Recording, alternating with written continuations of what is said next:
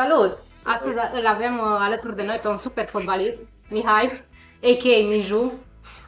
Salut! Ne spui câteva cuvinte despre tine și ce faci în Heights?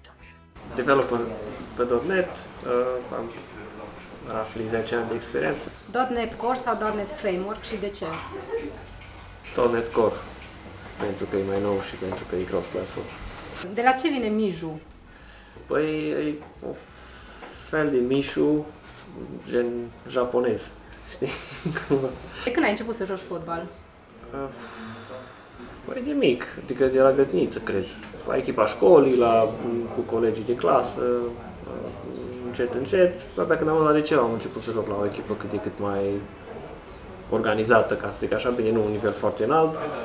În rest, în afară de sport, îmi place să găsesc, să rezolv probleme, să găsesc soluții, nu neapărat puzzle-uri sau chestii de genul ăsta, ci, nu știu, chestii, moduri, rezolvări simple la probleme mai complicate și probabil asta m-a ajutat sau m-a favorizat și să fiu programator.